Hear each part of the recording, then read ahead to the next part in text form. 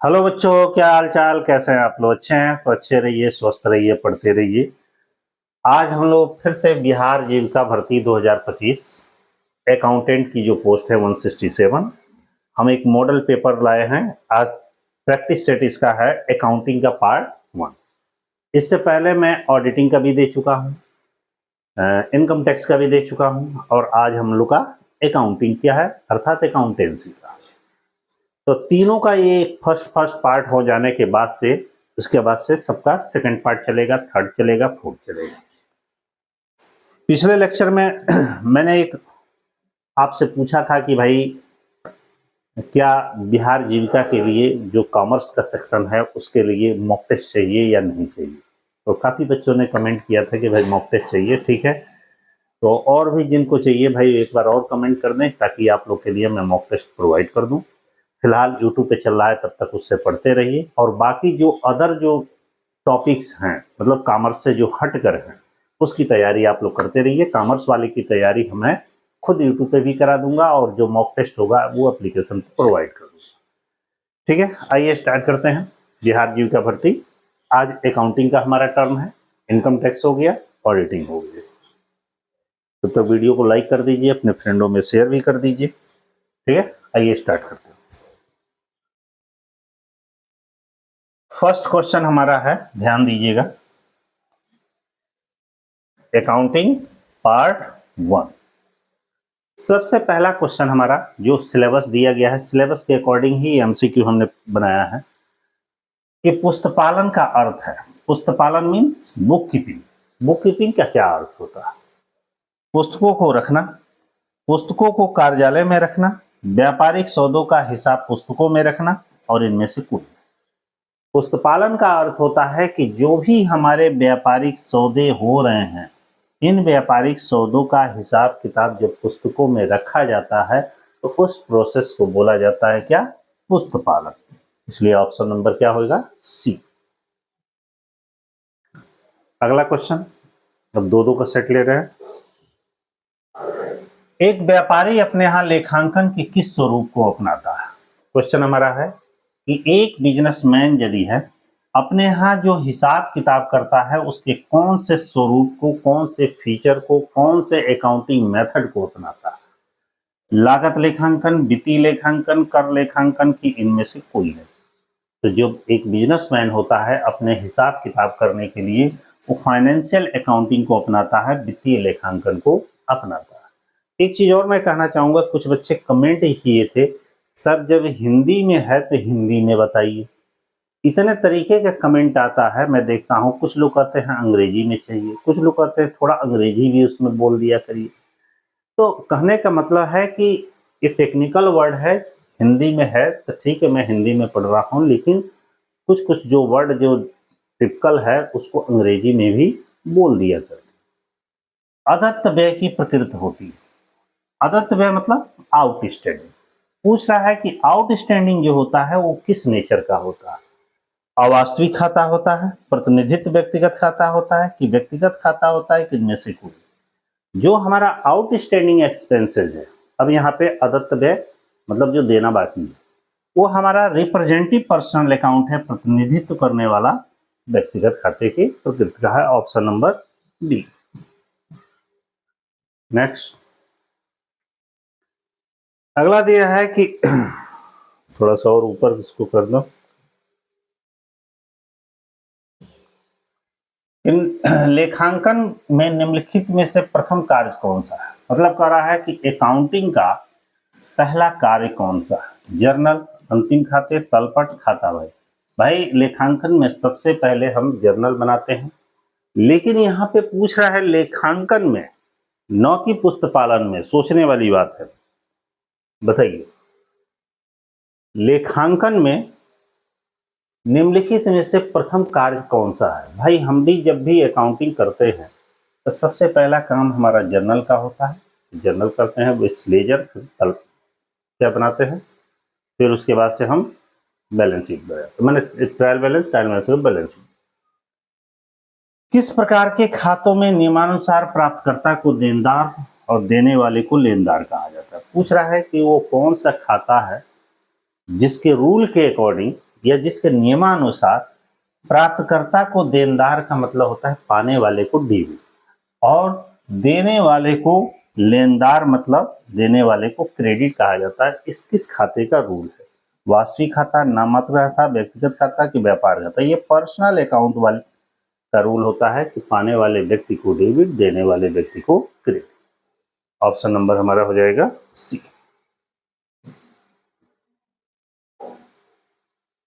अगला, मशीन की नगद खरीद पर निम्नलिखित में से कौन से खाता नाम किया जाए? मतलब कह रहा है कि जब भी हम मशीन खरीद रहे हैं तो पूछ रहा है कि नीचे कुछ नाम दिए गए हैं, कौन सा खाता डेबिट है? भाई मशीन खरीदे चाहे कुछ भी खरीदे, जो खरीद रहे हैं खरीद खाता, जो चीज खरीदेंगे उसका नाम डेबिट किया जाएगा। तो यहाँ पे रोकड़ खाता, मशीन खाता, लाभन खाता, इनमें से कोई नहीं, तो मशीने खाता डेबिट किया जाएगा। अगला है दोहरा लेखा प्रणाली के जनक लुकास पैसियाली नियासी थे। अब कह रहा है जो हमारा दोहरा लेखा प्रणाली, अकाउंटिंग, बुक कीपिंग या पुस्तपालन या जो भी कहिए, उसके जो फादर हैं, मतलब जो उसके जनक है लुकास पैसियाली, पूछ रहा है किस देश के निवासी थे? इटली, अमेरिका, फ्रांस, इनमें से कोई नहीं, तो भाई वो इटली के निवासी थे। उसी से रिलेटेड दूसरा क्वेश्चन है कि दोहरा लेखा प्रणाली का आविष्कार हुआ था। भाई दोहरा लेखा प्रणाली की खोज कब हुई थी? 1857, 1494, 1400, 1594 तो 1494।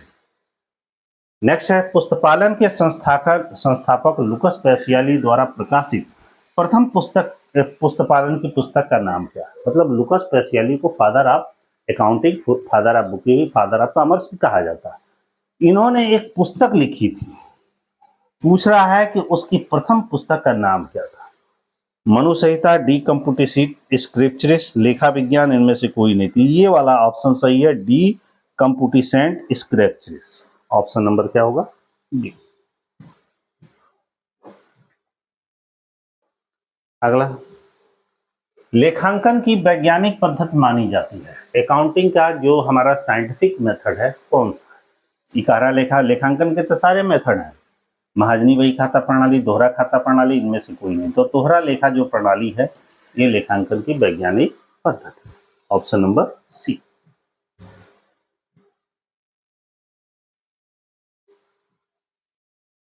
अगला क्वेश्चन, दोहरा पहलू की अवधारणा के अनुसार व्यवहारों को अभिलेखित करने की रीति को क्या कहा जाता है? मतलब कह रहा है कि दोहरा लेखा प्रणाली या डबल एंट्री सिस्टम के जो कॉन्सेप्ट है उसके बेस पर जो भी व्यवहार होते हैं, जो भी हमारे ट्रांजेक्शन होते हैं, उसको अभिलेखित करने, मैंने रिकॉर्डिंग करने के मेथड को हम क्या कहते हैं? दोहरा अभिलेखन प्रणाली, दोहरा खाता प्रणाली, दोहरा लेखा प्रणाली, इनमें से कोई? सोच के बताइए, चारों एक ही जैसा है, क्या कहा जाता है? अभी पीछे बताए थे, एक क्वेश्चन में आया था दोहरा लेखा प्रणाली। सहायक बहियों की सहायता से लेन देनों को खाता बही में लिखना क्या कहलाता है? कह रहा है जो भी हमारी सहायक भैया हैं, इनकी सहायता से जो भी ट्रांजेक्शन है, इसको जब खाता बही में लिखा जाता है तो इस प्रोसेस को हम क्या बोलते हैं? खतौनी करना, शेष निकालना, प्रविष्टि करना कि उक्त में से कोई नहीं? सोचिए के बताइए क्या कहा जाता है? बताइए। खतौनी करना, पोस्टिंग कहा जाता है। जब जर्नल से लेजर में जब ट्रांसफर किया जाता है तो उस प्रोसेस को हम क्या बोलते हैं? पोस्टिंग बोलते हैं। अगला क्वेश्चन, निम्नलिखित में से किसमें एक समूह के सौदों का लेखा तिथि के अनुसार वर्गीकृत किया जाता है?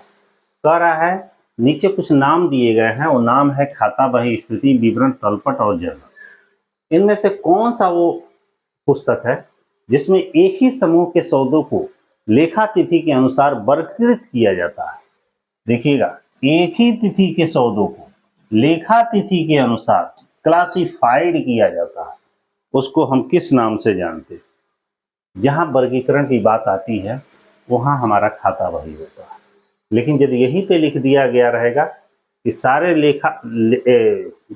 लेखांकन व्यवहारों को एक ही पुस्तक में या एक ही रजिस्टर में क्रमवार लिखा जाता है तो वहाँ जर्नल हो जाएगा। लेकिन क्लासिफिकेशन की जहाँ तक बात आ गई तो वहाँ पे खाता बही हो जाएगा। खातों के प्रकार होते हैं। खाते कितने प्रकार के होते हैं? एग्जेक्टिव सबको पता ही है, 3 प्रकार के, पर्सनल अकाउंट, रियल अकाउंट और नॉमिनल अकाउंट।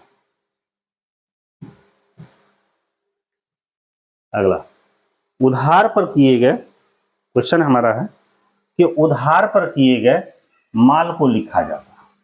जब भी उधार माल बेचा जाता है, ठीक ना, तो उसको हम कहाँ लिखते हैं? विक्रय बही में, विक्रय बही में, रोकड़ बही में, मुख्य रोजनामचा में। देखिएगा, उधार यदि बेच रहे हैं तो उसको विक्रय बही में, और उधार खरीद रहे हैं तो क्रय बही में। Option number.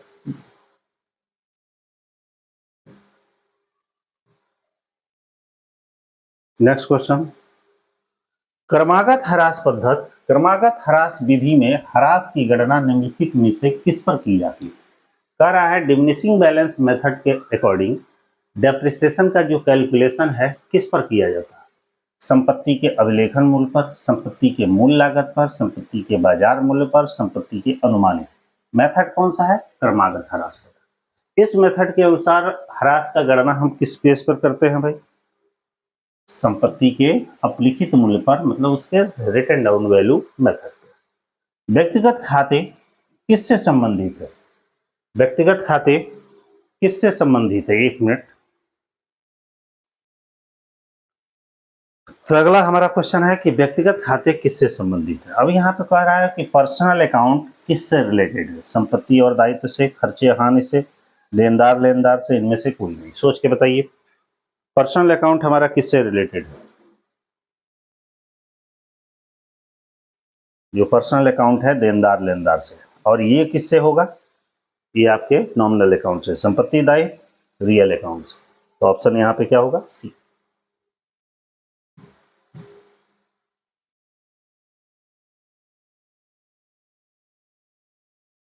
अगला क्वेश्चन, व्यवसाय द्वारा प्रतिवर्ष क्रमागत ह्रास पद्धति अपनाने का कारण क्या है? मतलब कह रहा है कि किसी व्यवसाय के द्वारा हर साल डिमिनिशिंग बैलेंस मेथड को डेप्रिसिएशन के मेथड अपनाने के लिए उसके पीछे क्या रीजन है?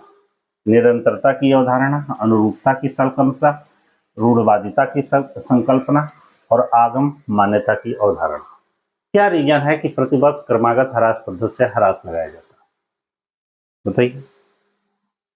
समनुरूपता की संकल्पना, मतलब कि हर वर्ष ह्रास लगाने की मेथड जब एक ही अपनाई जाती है तो उसी को समरूपता की संकल्पना कहा जाता है। भारत में institute of chartered accountant of India ने लेखांकन मानक बोर्ड का गठन कब किया? देखिएगा, अकाउंटिंग स्टैंडर्ड का गठन ICAI ने कब किया?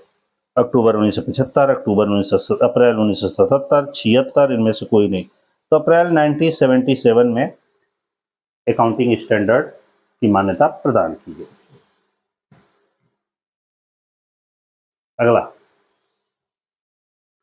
20 नंबर हमारा क्वेश्चन है कि लेखांकन प्रमापों की आवश्यकता किस कारणों से हुई? अकाउंटिंग स्टैंडर्ड की जरूरत क्यों पड़ी ऐसे समय?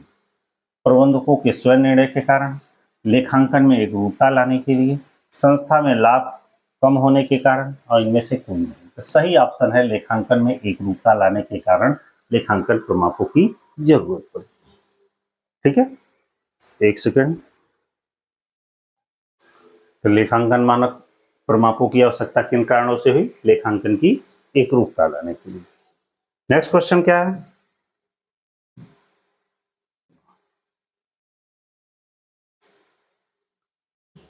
अगला क्वेश्चन हमारा है कि संदिग्ध दायित्व को फुटनोट के रूप में दिखाया जाता है। कॉन्टिजेंसी लायबिलिटी, संदिग्ध दायित्व को नीचे फुटनोट मतलब नोट के रूप में दिखाया जाता है। अब पूछा जा रहा है कि क्यों दिखाया जाता है?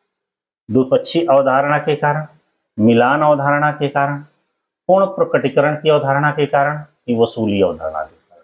सोच के बताइए किन के कारण दिखाया जाता है?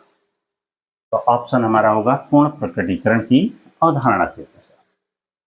नेक्स्ट है चालू व्यापार की धारणा के अनुसार व्यवसाय की इकाई अस्तित्व में रहेगी। मतलब कह रहा है कि जो चालू व्यवसाय की अवधारणा है उनके अनुसार व्यवसायिक जो इकाई है उसका अस्तित्व रहेगा। कब तक रहेगा? अनिश्चित काल तक, अस्थायी रूप में, निश्चित काल तक, इनमें से कोई।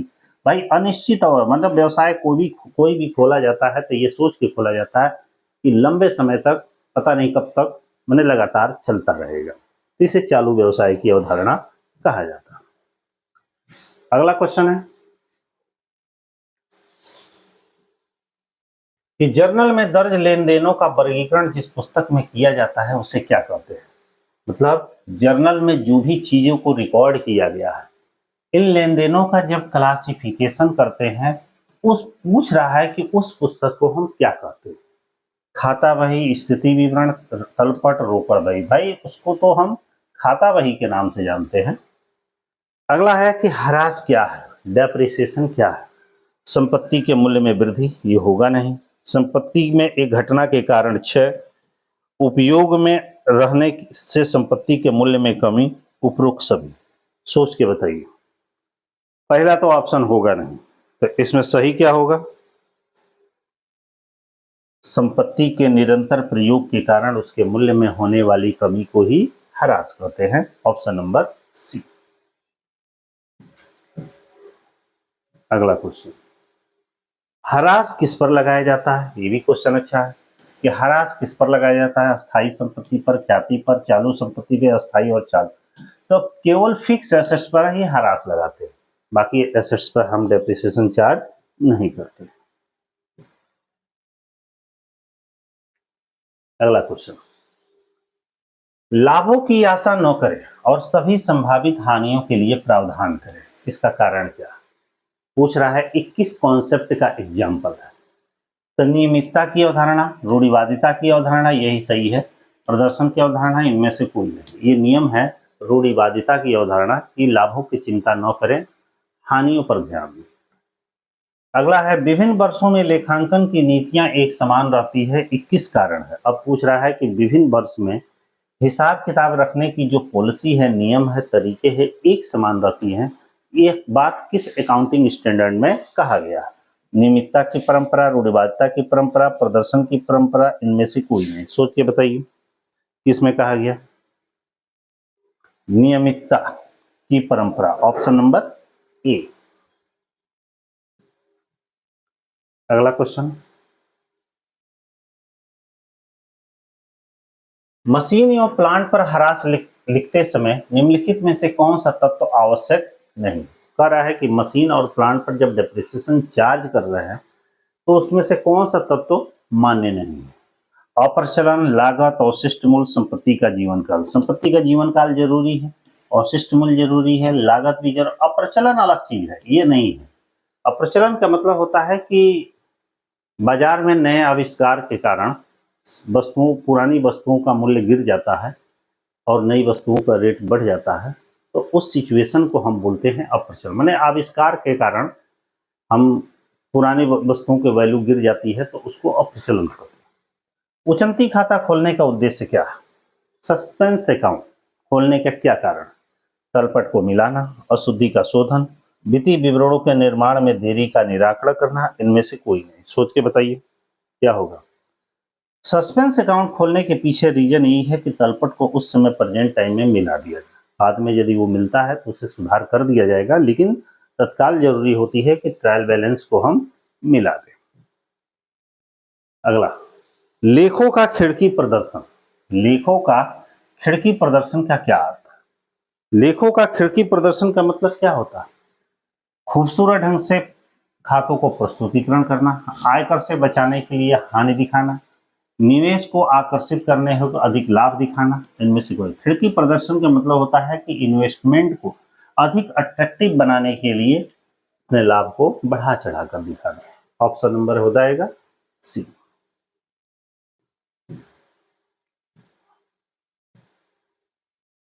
अगला क्वेश्चन 31,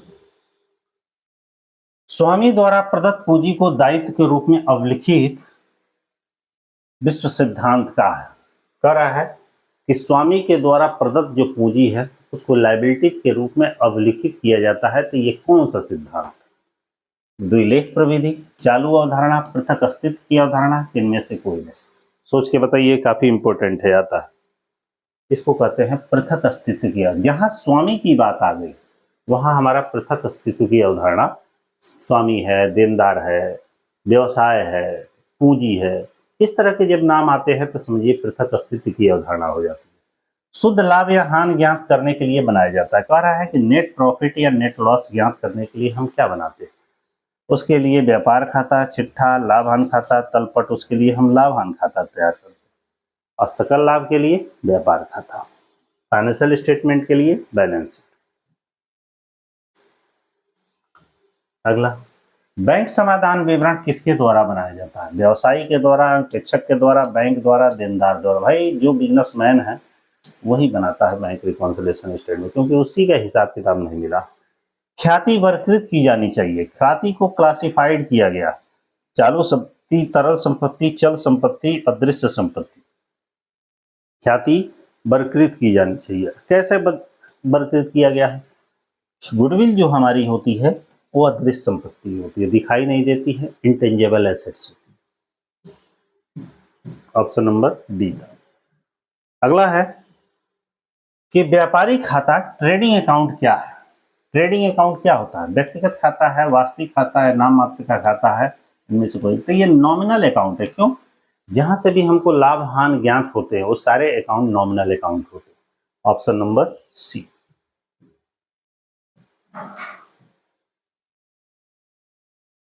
अगला, व्यापार खाते। व्यापार खाते का शेष दर्शाता है। व्यापार खाते का जो बैलेंस आता है वो क्या दर्शाता है?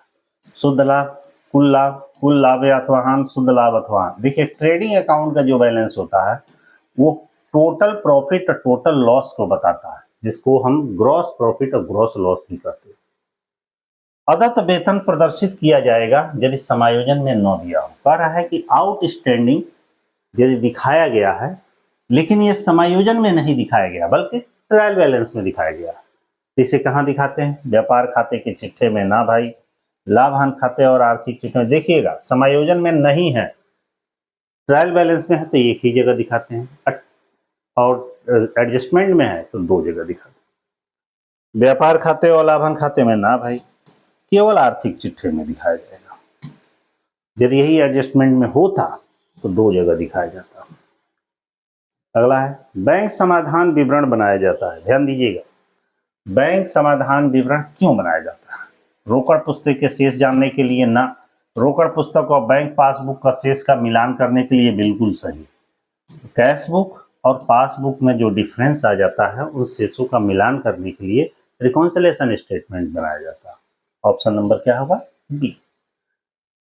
लेखांकन पुस्तक की कौन सी क्रिया है? कह रहा है अकाउंटिंग पुस्तपालन की, पूछ रहा है कौन सी क्रिया। तो जो लेखांकन है इसकी कौन सी क्रिया है? पूर्ववर्ती है, उत्तरवर्ती है कि सार्थक है कि इनमें से कोई नहीं? सोच के बताइए कौन सी क्रिया है? ये उत्तरवर्ती क्रिया है। अब वो कैसे? पुस्तपालन पहले आता है तो पूर्ववर्ती पुस्तपालन हुआ, लेखांकन बाद में आता है तो उत्तरवर्ती लेखांकन हुआ। तो ऑप्शन नंबर बी।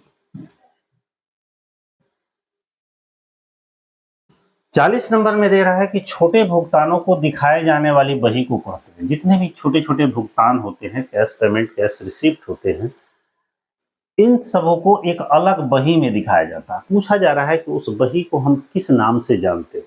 लघु रोकड़ बही, यही सही है, बाकी ये नहीं। Option number A.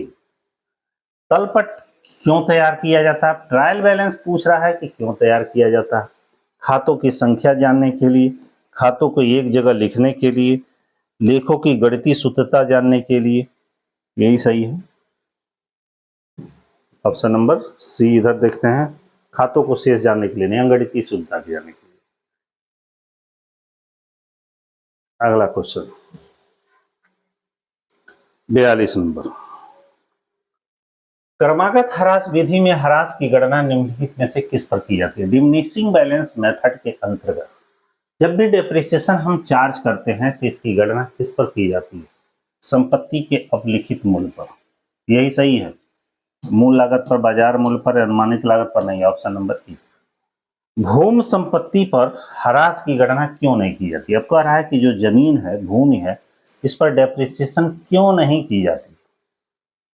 कारण है भूमि प्रकृति प्रद है, नेचर का दिया गया है, इसके रख रखाव पर व्यय शून्य है, जीवन काल असीमित है और मूल्य कम नहीं होता, इसके मूल्य में परिवर्तन नहीं होता।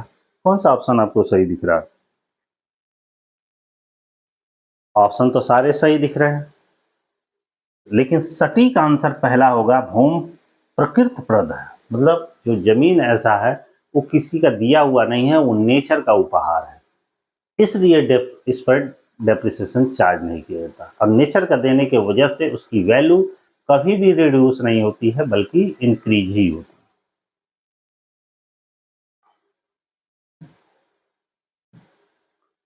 अगला, क्रय बही किसका अभिलेख? क्रय बही किसका अभिलेख है? सभी प्रकार के खरीदारियों के क्रय का, केवल व्यापारिक माल की उधार खरीदारियों का, सभी प्रकार की उधार खरीदारियों का, व्यापारिक माल की नगद उधार दोनों खरीदारी।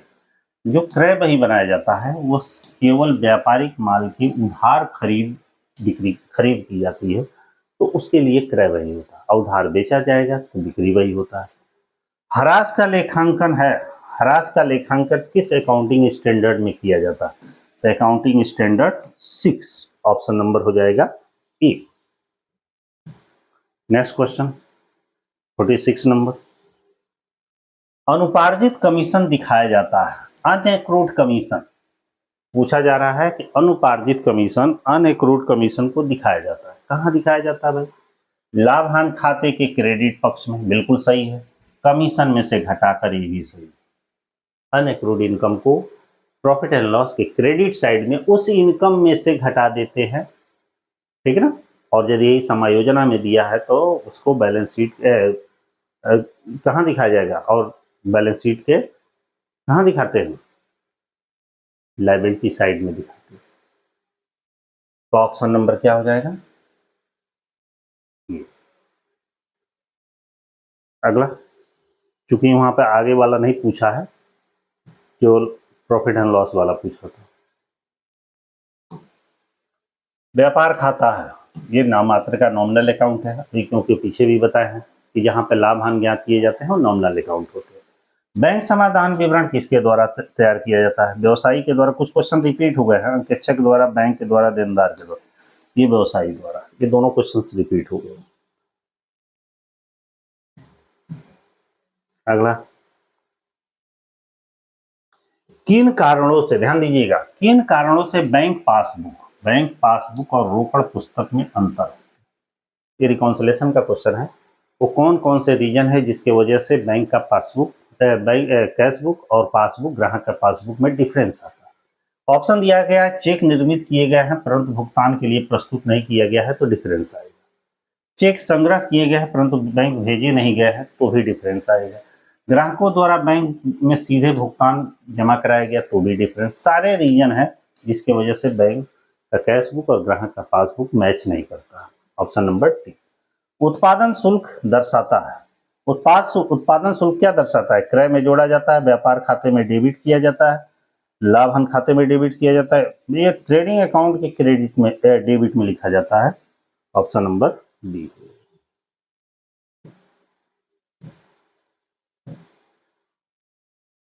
50 हो गया, मैं तो भूल गया था। तो इस तरह टोटल आप लोग के 50 क्वेश्चंस हो गए अकाउंटिंग के। इसी तरह कंटिन्यू आप लोग को सारे लेक्चर, अब दूसरा पार्ट आएगा ऑडिटिंग का, अकाउंट का और इनकम टैक्स का।